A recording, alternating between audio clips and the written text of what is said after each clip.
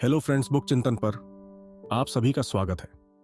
गहरी रात थी, हल्की बारिश हो रही थी और सड़कों पर सन्नाटा पसरा था।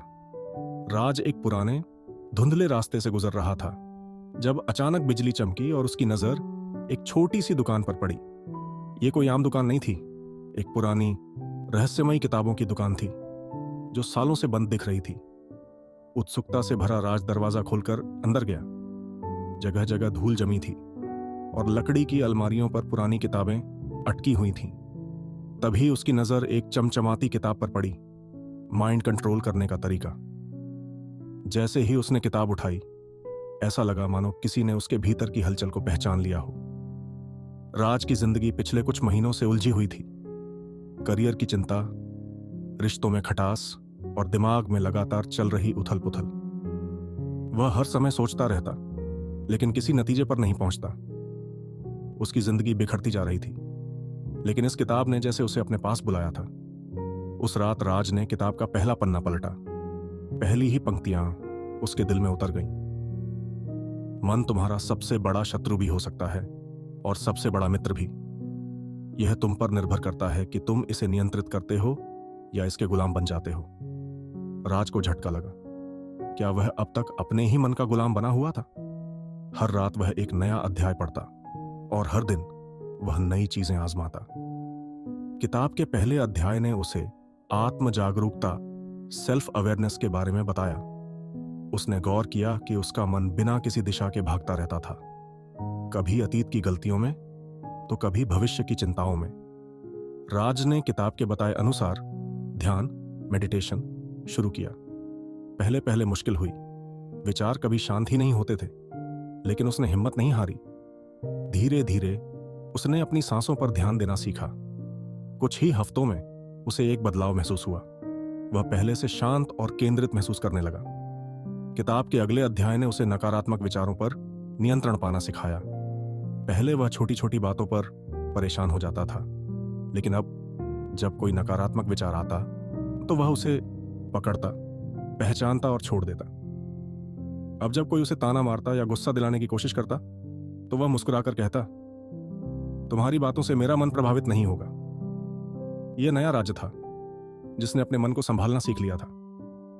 किताब ने उसे अनुशासन, डिसिप्लिन और अच्छी आदतों, गुड हैबिट्स की शक्ति बताई। अब वह सुबह जल्दी उठता, कसरत करता और दिन भर ऊर्जावान महसूस करता। उसने अपने खान पान को सुधारा, सोशल मीडिया का समय कम किया और हर रात अपने दिन के विचारों को एक डायरी में लिखने लगा। धीरे धीरे उसकी लाइफ बदलने लगी।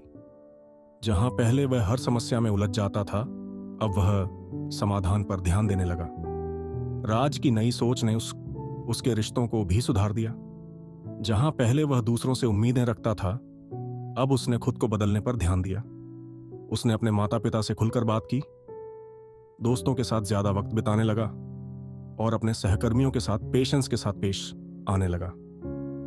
करियर में भी बदलाव आया। अब वह काम में ज्यादा फोकस कर पा रहा था। उसकी विजुअलाइजेशन, कल्पना शक्ति बढ़ गई थी। वह अपनी सफलता की तस्वीर मन में बनाकर उसी दिशा में मेहनत करने लगा। कुछ ही महीनों में उसे अपनी नौकरी में प्रमोशन मिला। किताब के आखिरी अध्याय में लिखा था, सच्चा सुख बाहरी चीजों में नहीं, बल्कि अपने मन पर नियंत्रण पाने में है। राज को एहसास हुआ कि पहले वह बाहरी चीजों को जिम्मेदार मानता था, पैसा, लोग, समाज, लेकिन असली शक्ति उसके भीतर थी। अब न तो असफलता उसे डराती थी, न ही लोग उसे प्रभावित करते थे। वह हर सुबह आत्मविश्वास के साथ उठता, अपने सपनों की ओर बढ़ता और जीवन को पूरी तरह जीता। एक रहस्यमय मोड़। किताब पूरी करने के बाद राज वापस उसी दुकान पर गया ताकि वह उस रहस्यमयी जगह का राज जान सके। लेकिन जब वह वहां पहुंचा तो देखकर चौंक गया। वहां कोई दुकान थी ही नहीं। क्या वह दुकान सच में थी या वह सिर्फ उसकी यात्रा का एक हिस्सा थी? राज मुस्कुराया। फर्क नहीं पड़ता। जो बदलाव उसके अंदर आया था वही असली जादू था।